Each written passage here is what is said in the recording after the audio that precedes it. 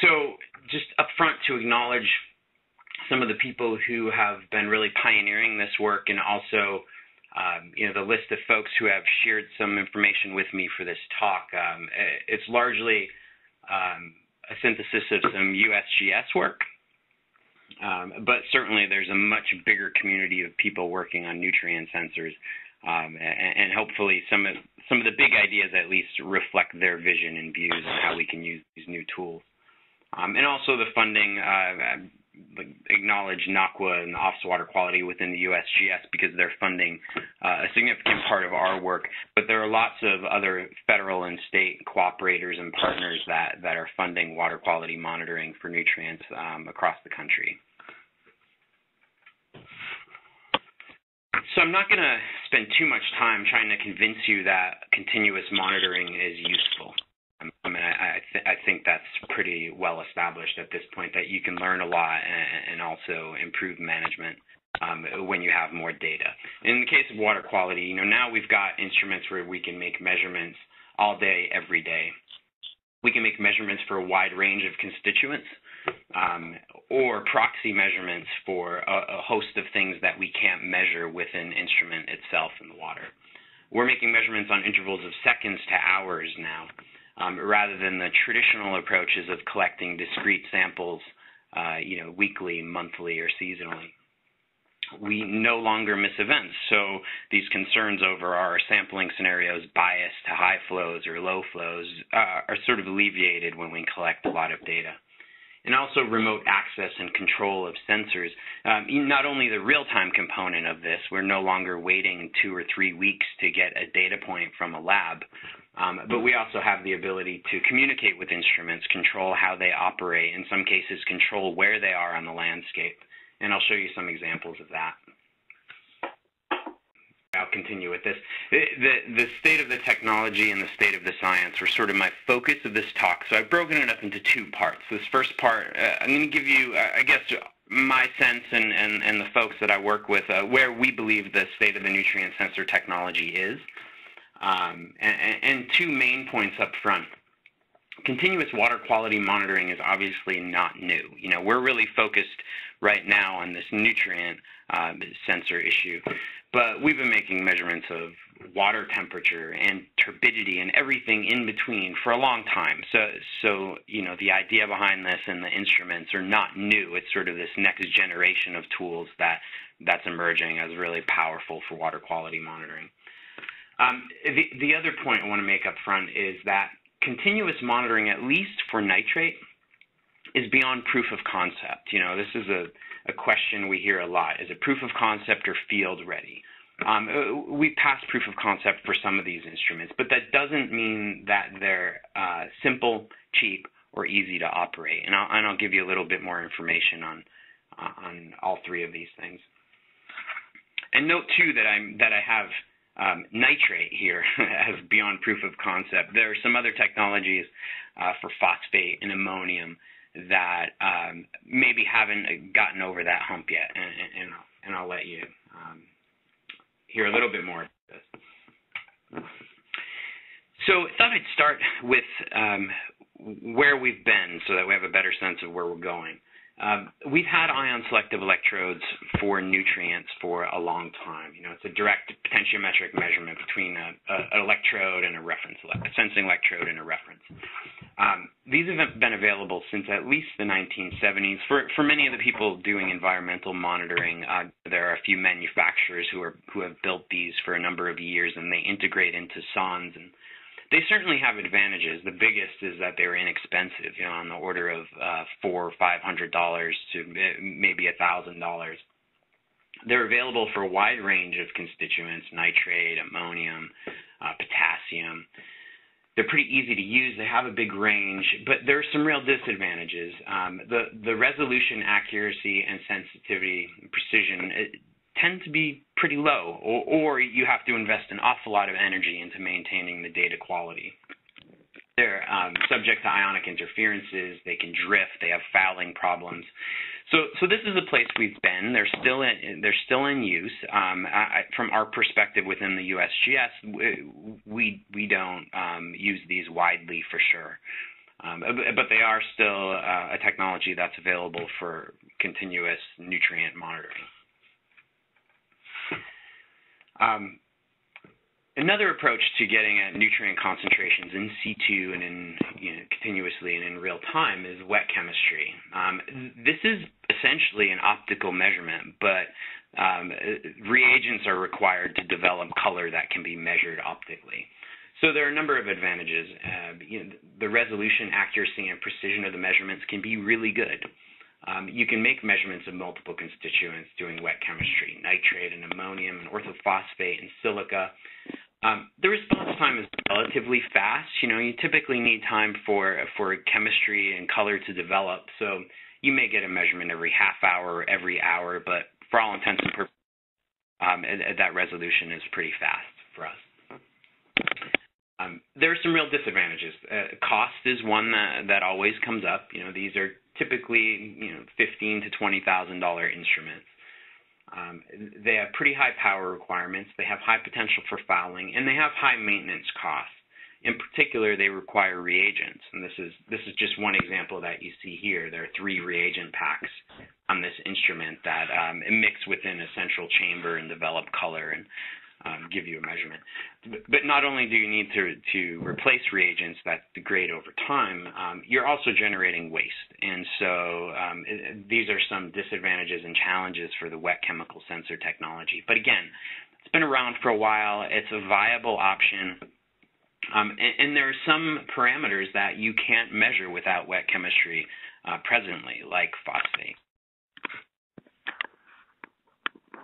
And so more recently, a lot of work has focused on optical sensors, in particular UV sensors for nitrate. They measure absorption, or more accurately, they measure the light that's transmitted through a sample and measured by a detector.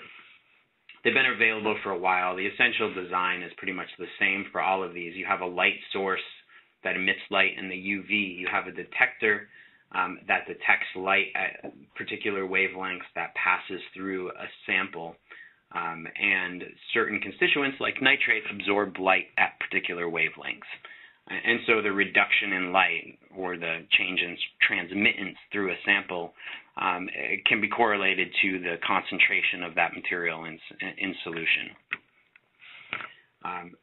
Not everything absorbs light. Nitrate does, and so that's why there's been a particular focus on UV nitrate sensors in surface water. And the resolution and accuracy and precision of these instruments tends to be really good.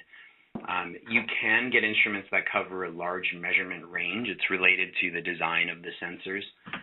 They're chemical-free, which is obviously a plus.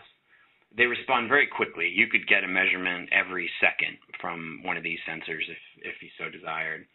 And there's a lot of other information. It's a spectrophotometer. Traditionally, people have used spectrophotometers for surface water monitoring as excellent ways to better understand the concentration and type of dissolved organic matter. And these instruments are also recording information about organic matter, even though they're packaged typically as a nitrate sensor.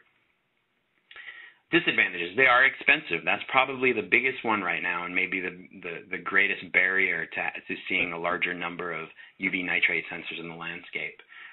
Typically $15,000 to $25,000. As I mentioned, not everything absorbs light, and not without wet chemistry, and so nitrate and technically nitrite are what you can measure with the current generation of sensors. They require pretty high power. They can require a lot of maintenance. Certainly, folks investing in these should be very careful to think through the operation and maintenance costs for sensors. And they are subject to a range of optical interferences, and I'll share a little bit more with you about that. So essentially what's happened is a lab instrument has been repackaged so that it can go right in the water. This is a picture of a benchtop spectrophotometer. What you don't see here is a computer that typically is used to operate this instrument. What manufacturers have done over the last 20 years or so is miniaturized the components, built rugged housings. They've worked through how to more efficiently handle power, a log internally and control within the sensor, build in anti-fouling systems like wipers or compressed air, and do onboard data processing. And so essentially this fairly large benchtop instrument has been repackaged into something that's 3 to 4 inches in diameter and 1.5 or 2 feet long. All of the UV nitrate sensors on the market have essentially the same components at this point, and there are 3 main features. One is there's a light source on one end. The lamp types can differ, but typically either xenon or deuterium. There is a sample path the water passes through, and the light is passed through that gap where the water sits. And then there's a detector on the other end, and that measures the transmitted light at specific wavelengths. They all do the same thing. But they are all different in other ways. And those differences affect the instrument range and the accuracy, the drift, the tolerance for interferences, the power, the field maintenance, and ultimately the cost. And so here are some of the ways that they differ. And the history, in particular, is a really interesting one. This top picture is from Monterey Bay Aquarium Research Institute, where they initially developed a UV nitrate sensor called the ISIS, maybe 20, 25 years ago, for coastal applications. And so here's one where it's on a buoy. Whereas the other primary manufacturers have come from the wastewater side. And so the difference between a coastal ocean and a wastewater treatment facility is pretty significant, and that's been part of the design criteria. Much of the environmental monitoring, obviously, in freshwater is somewhere in between those two. We don't have very low nitrate and clear water in many cases. Oftentimes we're dealing with particles and nitrate concentrations that can get quite high.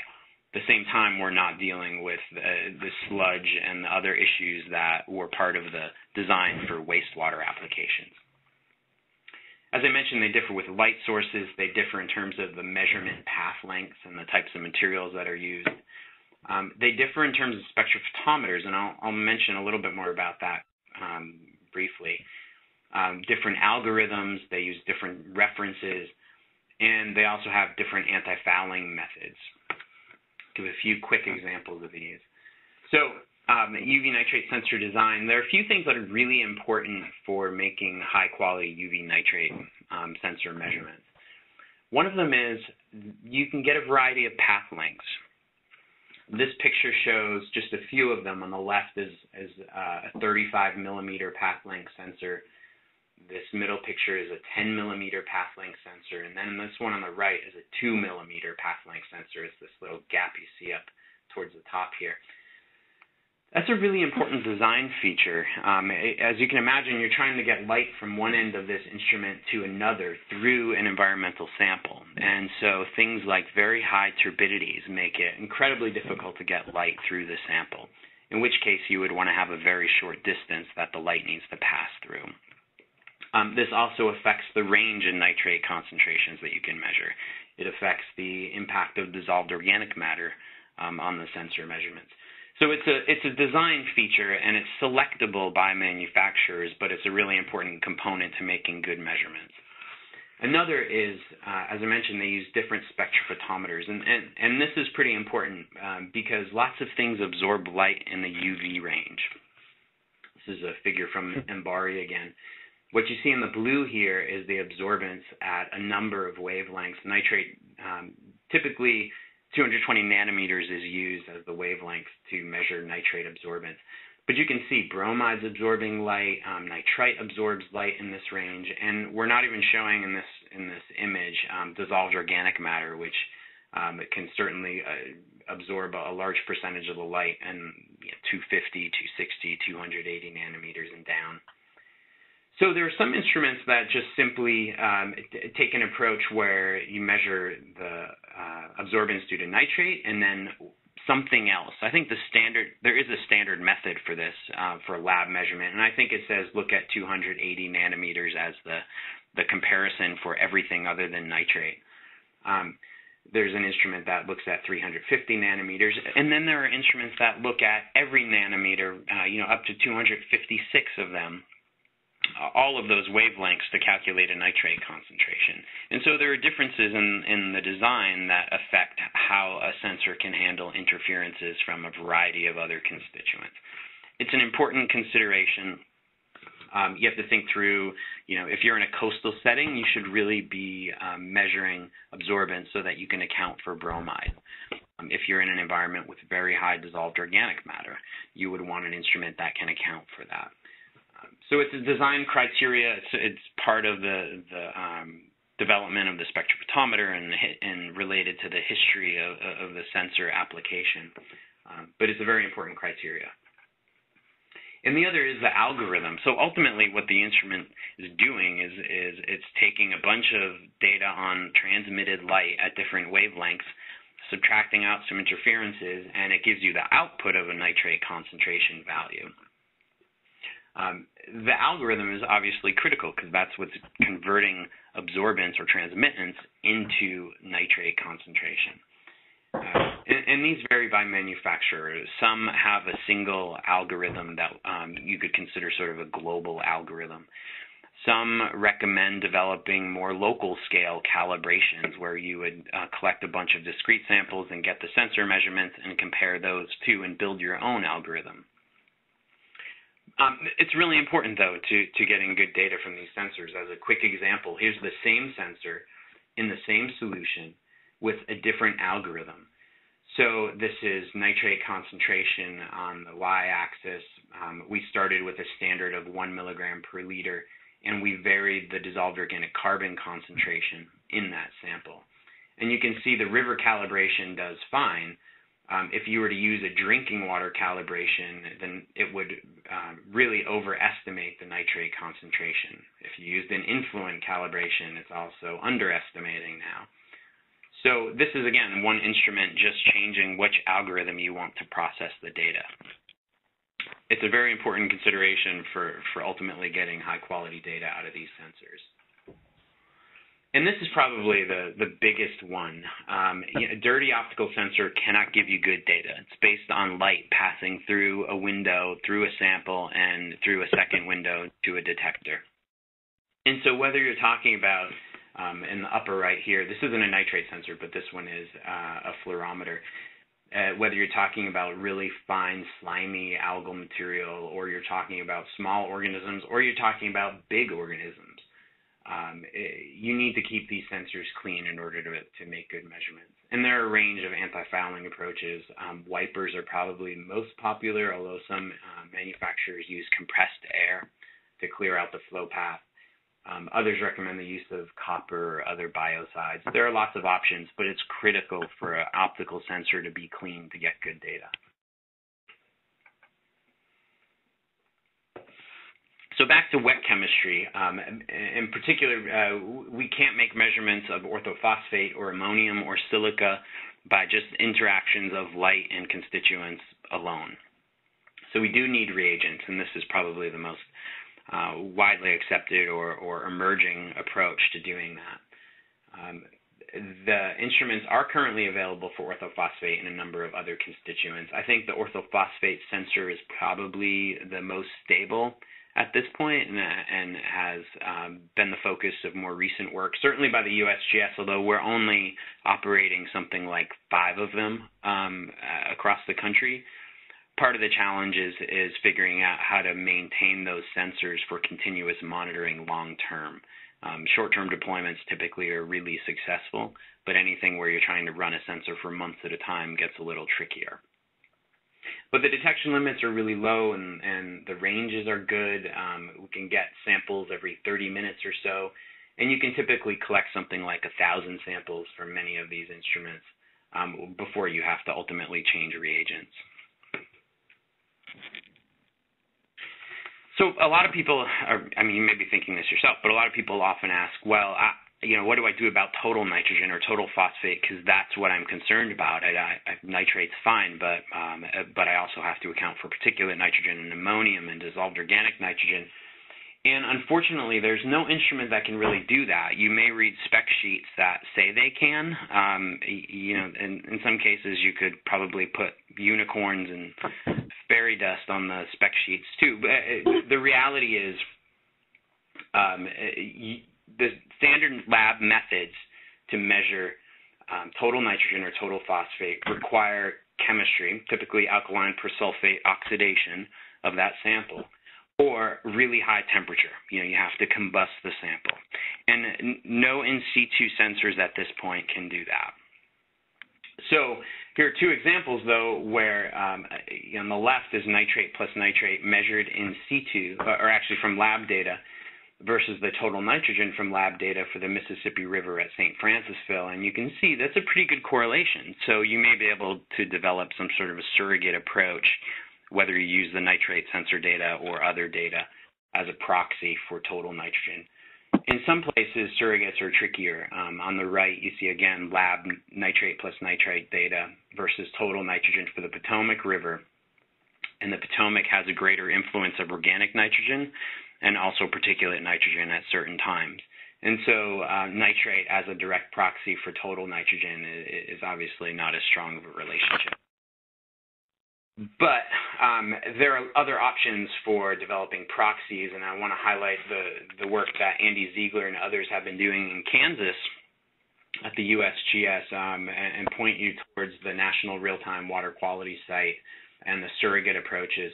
Here's one where the computed concentrations and loads are from, for total phosphorus, are based largely on turbidity measurement.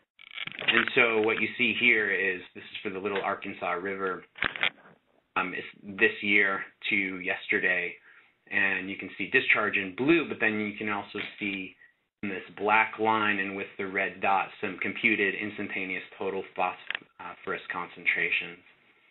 And the nice thing about this approach is that you can also apply uncertainty to the measurements, because it is a model, it is a surrogate, and so the uncertainty becomes a really important component of that prediction.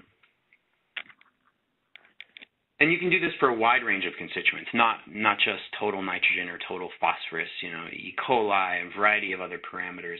It becomes a little bit of a black box, and it's site-specific. In some cases, there are a number of parameters that are part of the model. In some cases, there's only one, like this one.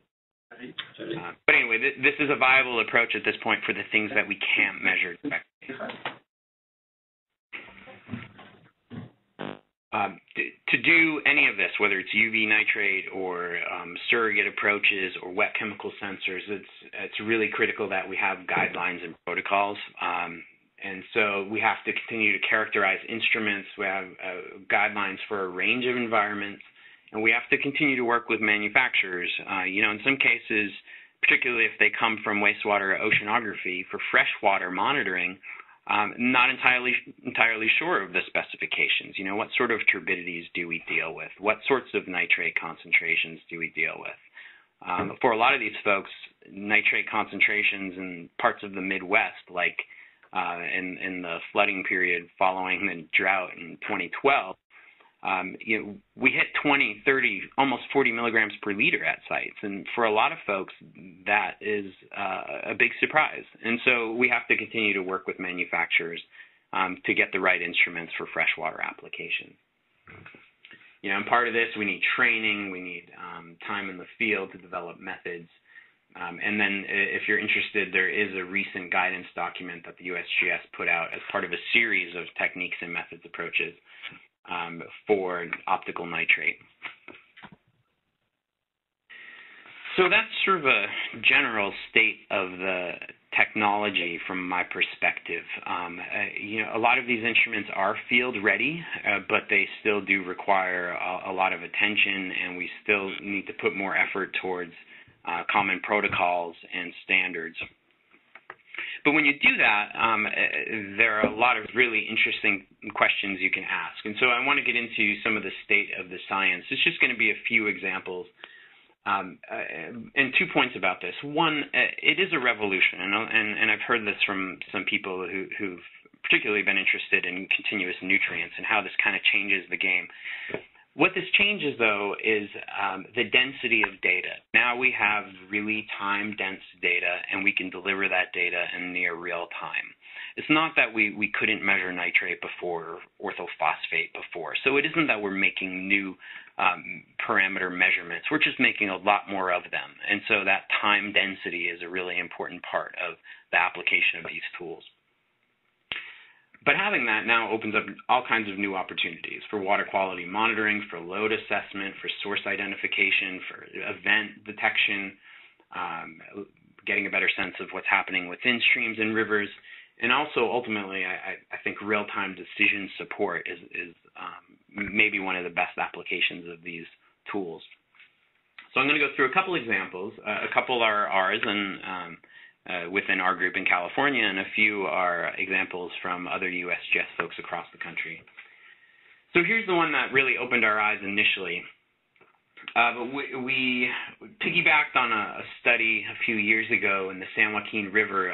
San Joaquin River in California has some issues with very low dissolved oxygen in some of the lower reaches, and that affects fish migration, and it's related to nutrient loading, algal productivity in the river. So we set up some instruments for a short time, and we also sat out on a dock for 2 days and collected samples every 2 hours. This is 2005. It's in the summer. There was no rain. This was, it's very dry in the Central Valley of California in the summer, other than there's irrigation runoff. And so what you see is nitrate concentration from discrete samples, and we sort of stared at this and we thought we were going to just fit a line through here, and it looked like it was going up. But ultimately, this is where our eyes really opened to the application. When you look at the continuous nitrate data, there is actually a lot of structure here. And it's not quite what we expected. We anticipated, given the high algal productivity in the system, that nitrate would decrease throughout the day and then rebound at night. And there's a little bit of evidence for that at certain days. But then there are also these periods where we see big spikes. Sometimes they're at night, sometimes they're during the day. And ultimately, the story here is that there may be some in-stream biological activity involved in generating this signal, but there are also lots of other factors like irrigation runoff, probably is the biggest one that would cause variability in the signal at these sorts of time scales. And it isn't trivial, right? I mean, we're talking 1.7 to 2.5 milligrams per liter of nitrate almost over very short periods of time. You can imagine the challenges if you're only collecting one data point a week or a month in trying to describe these loads accurately. So this, a few years ago, really opened our eyes to the variability in freshwater systems. Since that point, the survey, USGS, has made really significant investments into UV nitrate monitoring, and it certainly is. It's not due to that study. It's due to, in a variety of locations, recognizing the potential of higher frequency measurements. Much of this really emerged out of Iowa and out of the Midwest, where in 2008, USGS Iowa Water Science Center, I think, had the first 2 continuous nitrate sites. It grew steadily to 2011, but it was still only something like 15 sites, and I think Iowa made up the bulk of those again. But in the last 3 years, it's grown to, I think we have probably close to 80 sites that are publicly available at this point, and a few more that will be publicly available soon. But we're close to 100 sites. And you can see the distribution on a map here where much of it is focused in the Mississippi River Basin.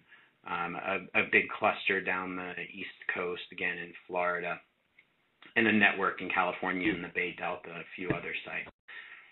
It's currently operating in 24 states, and most of this is funded by cooperators, which both is really good in that there's obviously a need for this kind of data, and so cooperators support this partnership and delivering that data to them. It's also a bit of a challenge because we don't have as much stability in that network as we probably would like. Ultimately, if funding changes, some of these sites will go away. So it is a consideration as we grow national networks and as we build on more capability, how we do that and how we support it. So here's an example from the Mississippi River. This is work that we've been doing with the NAQUA program for a few years now. And we have a sensor at Baton Rouge. Now there are a number of sensors on the Mississippi River main stem and also in small watersheds and larger tributaries to the Mississippi River. But this one in particular shows some interesting things. Part of the challenge here to us from NAQUA was show that we can make these kinds of measurements in big rivers and also show that it's useful. So point you towards this upper right figure, which shows the field sensor nitrate versus the lab discrete nitrate. And I think this will convince you that we can get really good sensor data. Correlates very well with lab data. And so if you look at this time series now, this is back to November 2011 when we started the data collection. You can see in discharge 2011 there were a few moderate peaks in flow. Then we had very low flow during this drought period in the late summer and fall of 2012. 2013 saw a pretty big pulse of water come out of the system with flooding. It is, yeah. Flooding, and then this year it's varied a bit. You know, there are a few pulses. Couple things to note. Obviously, I just showed you this upper panel, so no surprise the discrete data shows the same general pattern. But there are also some interesting things for such a big river. Timing of the nitrate pulses. That's typically, as many people who work in the basin know, occurring in May and June into July, and so we see the concentration peak. Very low nitrate concentrations in September, back up to pretty high concentrations, over 3 milligrams per liter in July. So there certainly is variability. It's not always timed with discharge, and within a week it can change by 10% easily. Within a few weeks, you could have pretty dramatic swings. In this case, this is a pretty big example of over 3 to 0.5 milligrams per liter over a period of months.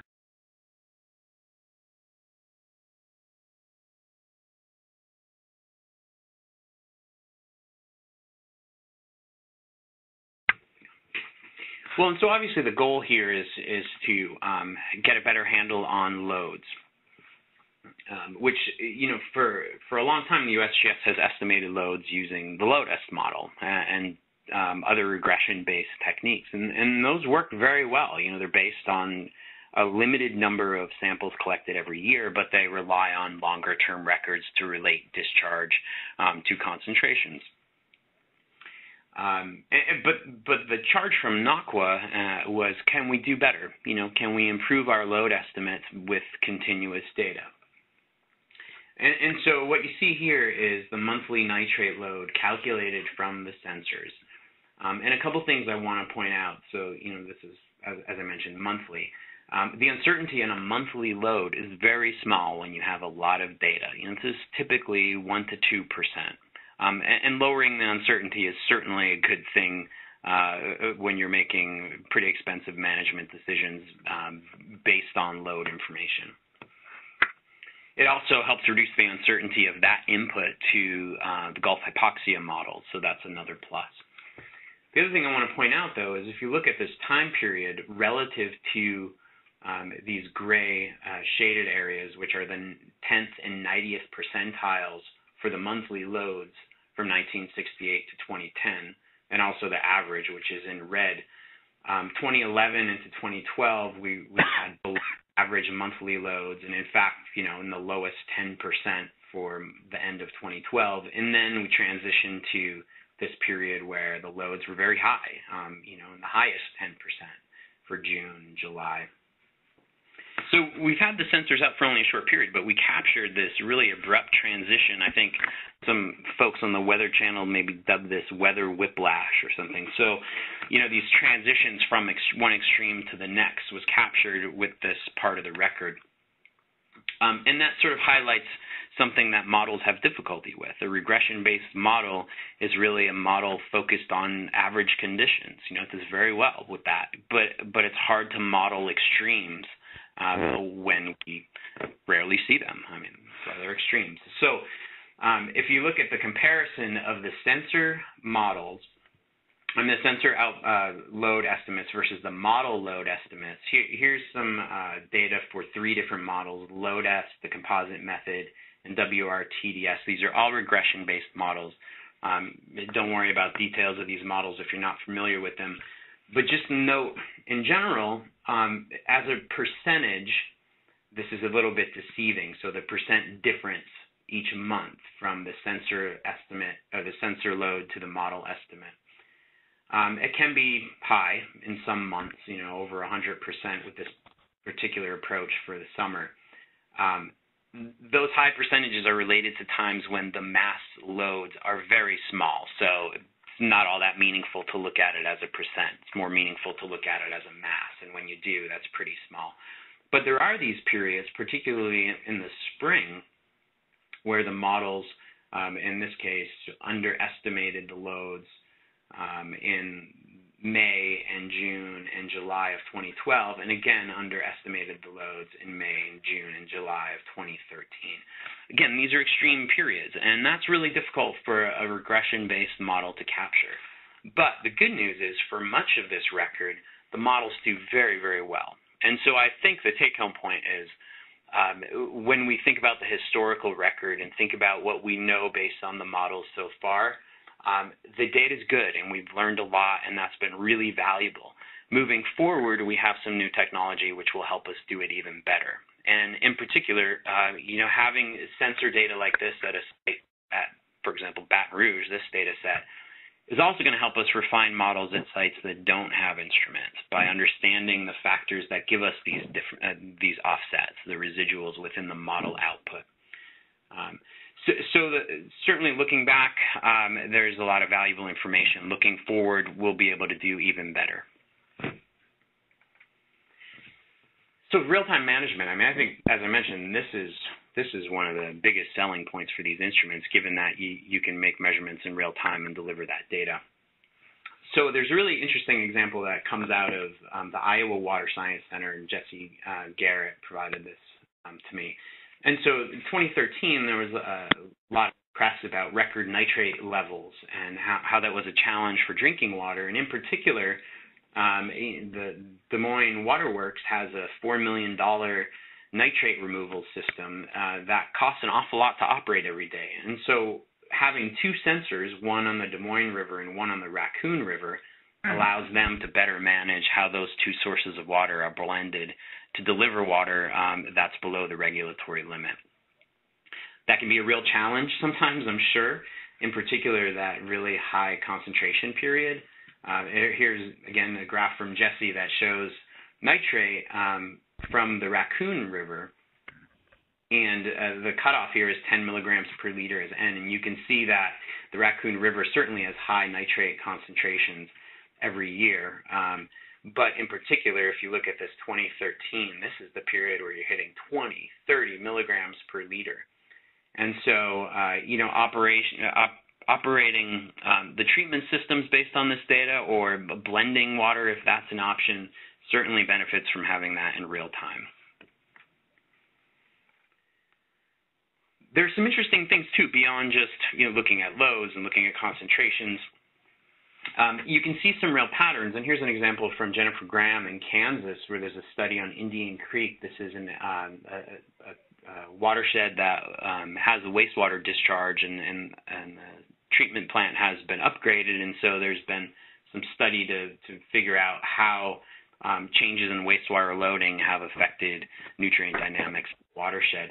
First thing I want to show you, for anyone else who's thinking, well, you only showed me the Mississippi sensor versus discrete data. Here's another example with a different instrument than what's used in the Mississippi for a number of sites, showing the correlation between the sensor and laboratory data. And again, it's very good. There's typically a little bit of an offset, and that can be corrected or not. But one of the things that Jennifer and her colleagues saw was that at some sites, there's this really clear diurnal variability. You can see that here at this site in red, listed as college. And it's pretty significant. On a given day, you can vary from 4 to 8 milligrams per liter. Obviously, that's a challenge if you're collecting one sample every so often to characterize the nitrate concentration.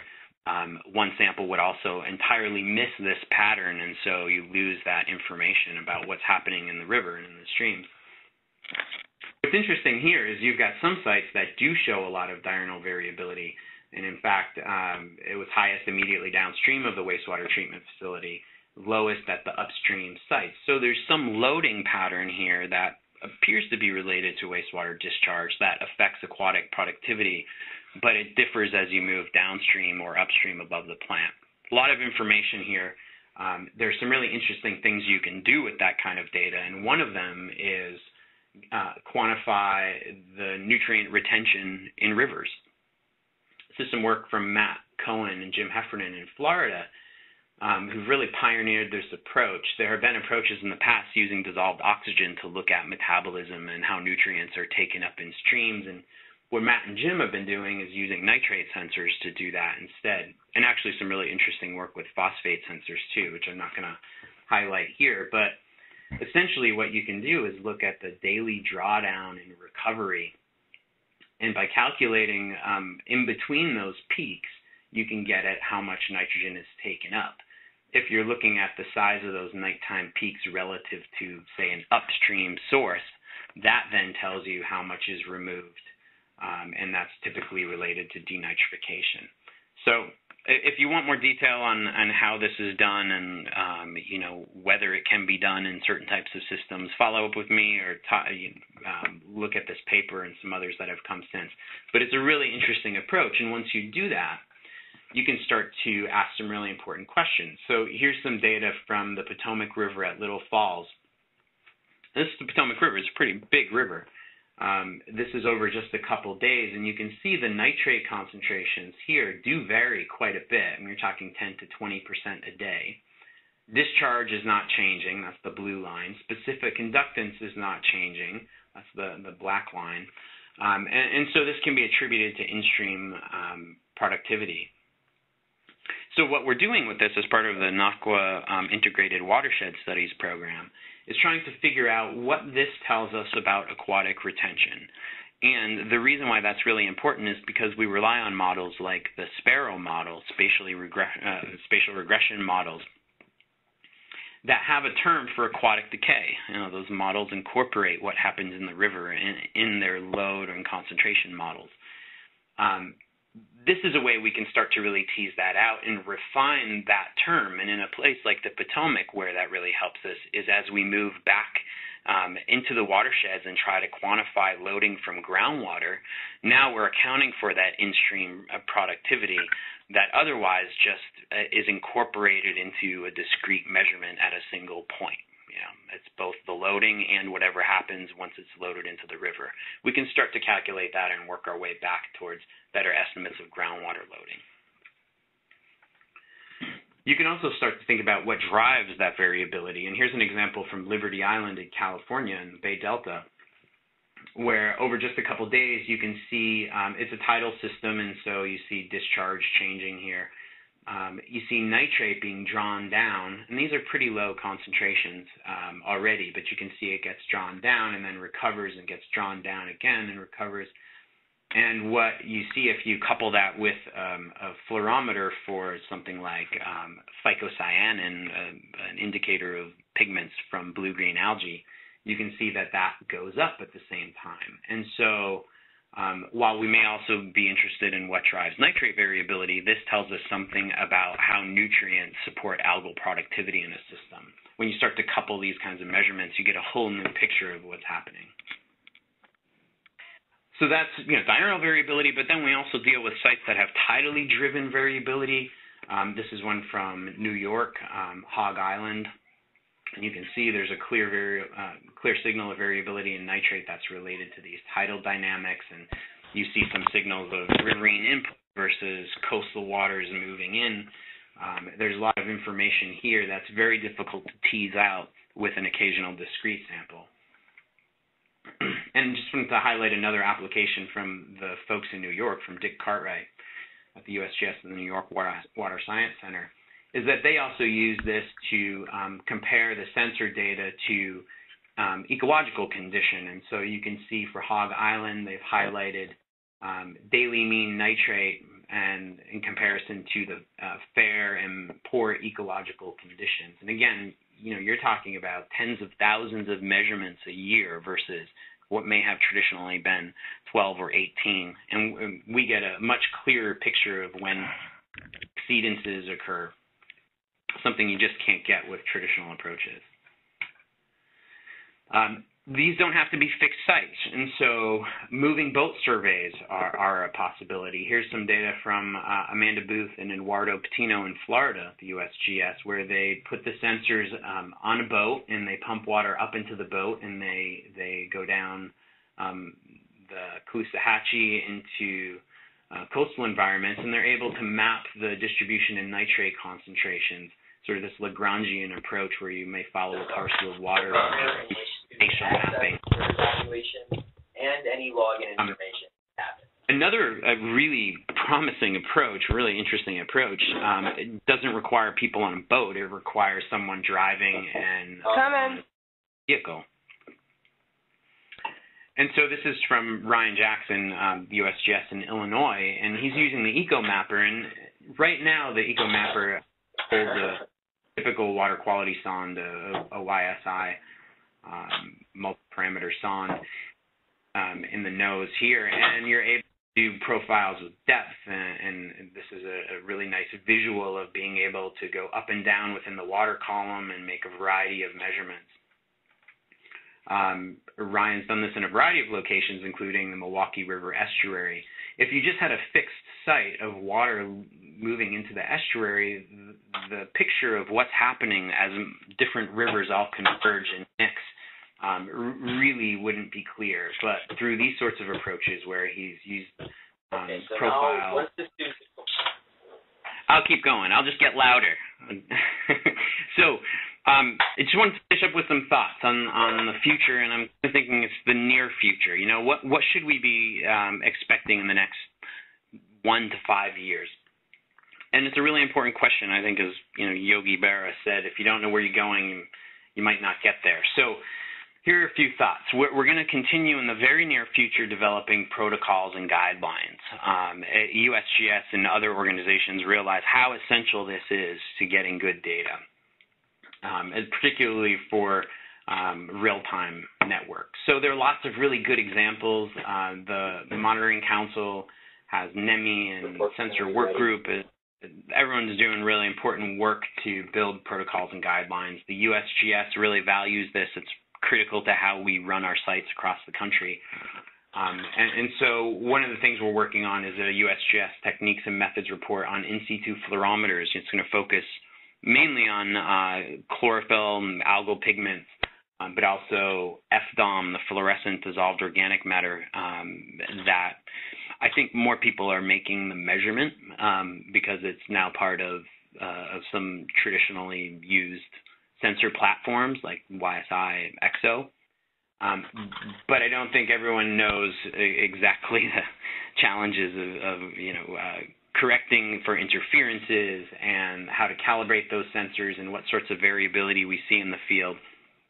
This is just a quick visual example of what happens with a fluorometer. This is a lot like a spectrophotometer than nitrate sensors in that there's a light source that's emitted into a sample. The fluorometers are different in that rather than measuring how much light is transmitted at a particular wavelength, it's measuring how much light is absorbed and re-emitted at longer wavelengths as fluorescence. But you can see just visually this excited light in quinine sulfate fluoresces a pretty big blue. When you add color to it, that's much harder to see, and when you add turbidity, it's virtually impossible to see. And your eye is much like the detector of these instruments, and so these sorts of challenges need to be addressed. I think lower cost, easier to use, and more efficient are going to be really important themes over the next 2 or 3 years especially. I think we're going to see more plug-and-play integration for sensors. Realize that you take a variety of instruments from different manufacturers, and if you now have to figure out how to log them and transmit them and talk to them, that's a real challenge. And so I think we're going to see easier to use systems of sensors in the next few years.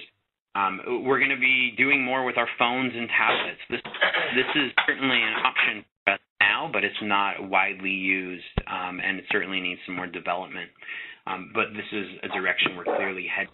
I think automating the QA/QC and collecting additional metadata is going to help us work with these very large data sets, and that's one of the ways we're going to be way more efficient in how we manage instruments in the field and how we manage data.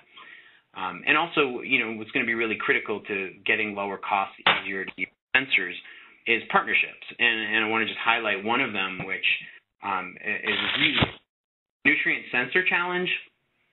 So this is a collaboration mainly coming out of the White House Office of Science and Technology Policy and EPA, but in collaboration with the Alliance for Coastal Technologies, funded by NOAA, USDA, USGS, and lots of other partners.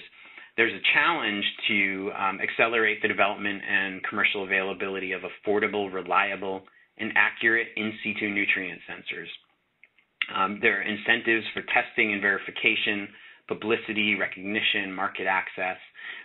It's a really exciting effort, and there's a real vision here for how we can make these instruments not only more accessible by lowering upfront costs, but also thinking through the applications.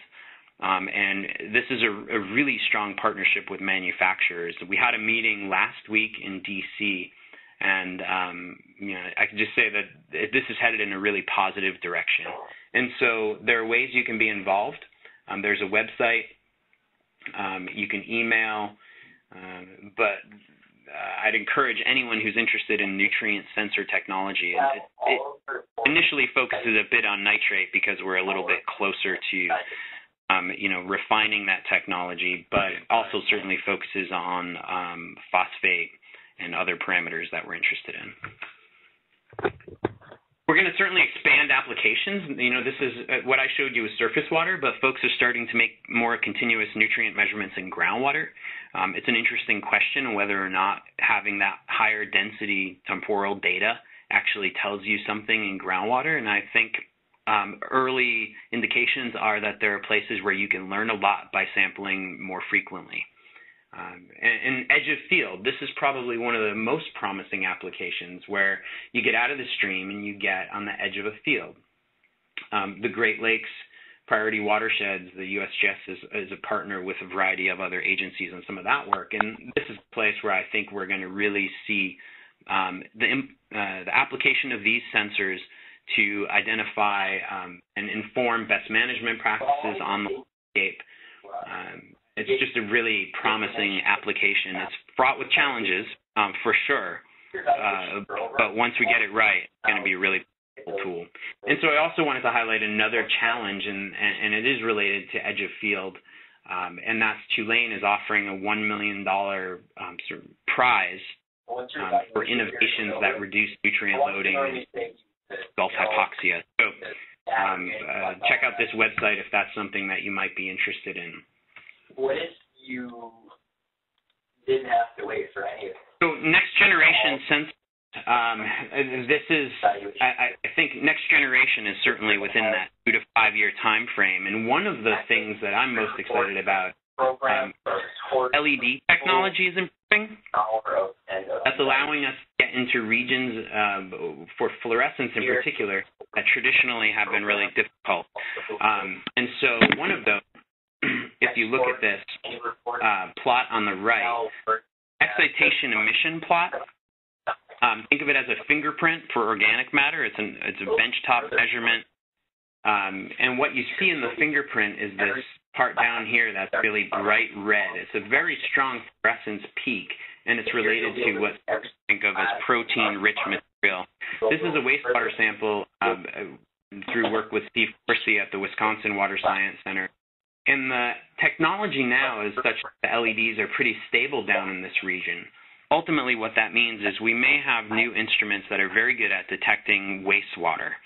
I was thirsty, so thanks for the reminder. So the low UV fluorometers are really promising. They're instruments that are good at identifying algal classes, sediment size, ammonia, and even some instruments now that are certainly in testing phase, but and are being potentially used to identify DNA and microorganisms. And so, you know, some of these are further off than others, but the next generation of tools is really exciting. So finally, you know, how do we build national networks? How do we do this consistently, develop national networks with real-time data that helps us meet monitoring needs, whether that's drinking water, TMDLs, edge of field loads. That also helps us accelerate the pace of discovery, have some long-term stability. You know, that's obviously funding is always a challenge, and we have to figure out how to do more of this without budgets increasing. And so we have to figure out how to do this more efficiently, from data collection to decision support. There are lots of discussions on how to build these sorts of networks regionally and nationally. I think ultimately the charge I would sort of have for the group is to think about where time-dense data will change what you know or what you do about water quality. Because ultimately, we don't need to do this everywhere, but there are places where it's going to really revolutionize what we know or how we manage water quality. And we need to identify those places. We need to get sensors in at those places. We need to be really clear about how this changes what we know or what we do. So thanks. That's all I wanted to present. I'm really happy to hear any questions or ideas from folks. Also, feel free to follow up with me, or I'd be happy to pass you to the folks in the different USGS offices whose data I showed here. There's a lot of expertise within the survey and other agencies and academia, and I'd be happy to point you in certain directions.